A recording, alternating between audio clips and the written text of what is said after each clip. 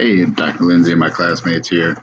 So I decided to do my case study was going to be on Hurricane Rita, which took September 24th, um, 2005. And I picked this one because, to be honest with you, I really wasn't all that familiar with it. I kind of knew about it, but I didn't really know some of the specifics about it. So that's kind of why I decided to choose it. So when we talk about it, we go through the case study, state it.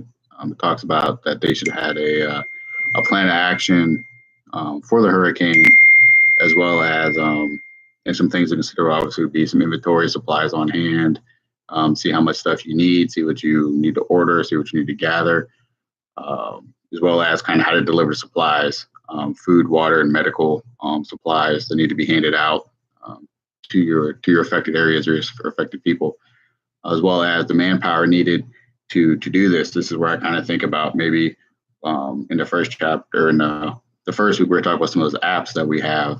How to maybe how to maybe get in touch with people, how to help people um, get in contact to be able to give out the stuff, as well as some shelters.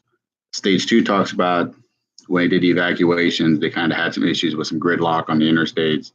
One of the things they kind of mentioned was maybe having like refueling stations where you can get gas, because a lot of the vehicles they said had run out of gas. They also had like triple digit heat waves, so that also didn't really help with getting evacuations out, as well as maybe having alternative exit points, not just use the interstates, but maybe using the back roads, or if you have roads that are parallel to the interstate, use some of those. That way you don't get everyone all caught up on the interstate itself.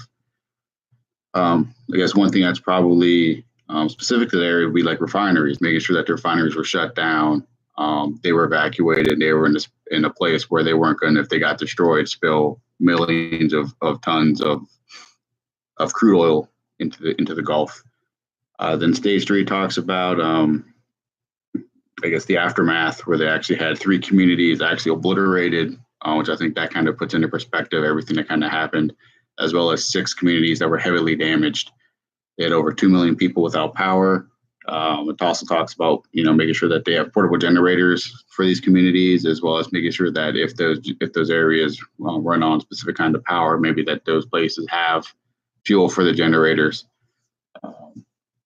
Also, probably a good time to keep in contact with the other agencies that you're trying to work with. FEMA, disaster response teams, things like that, as well as the need for temporary housing and shelters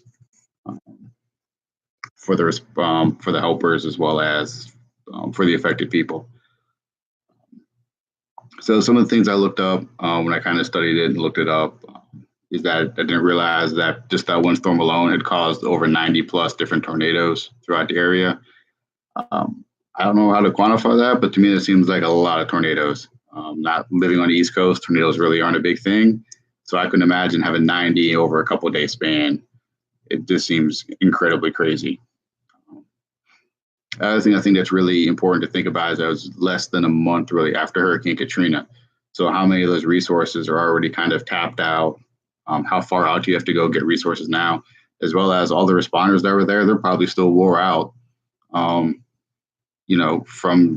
being, literally only a couple hours over, a little couple hours east over in Louisiana or over in New Orleans and stuff, picking up after Hurricane Katrina. Now you're gonna have to shift them a couple more hours to the west. Where you're gonna get all these new bodies from, where you're gonna get, all the resources that are already tied up. And, that obviously would take a longer time. Those resources going to come from further distance away.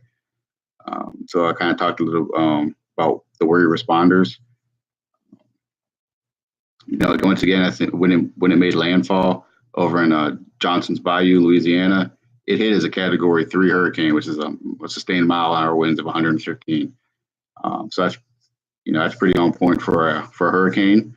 It caused about 120 deaths, over $18.5 billion worth of damage, and 9 Texas communities and 5 Louisiana parishes were declared disaster areas after the fact.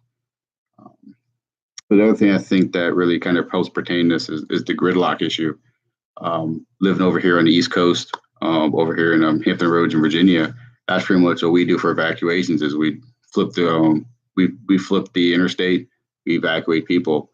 So we take 2-lane roads, well, it's another 3 lanes. So we go from 3 lanes out to almost 6 lanes out. How much of a backup is that really going to cause? Plus, is it going to tie up the side streets, the secondary roads, and stuff like that to get out? I think that's all stuff that some people maybe tend to forget about, as well as just the fuel, where they're going to get gas from. Everyone's going to be tapped out. So this was just kind of my study when I looked up a couple different things about the hurricane. So I hope you guys enjoy. Thank you very much.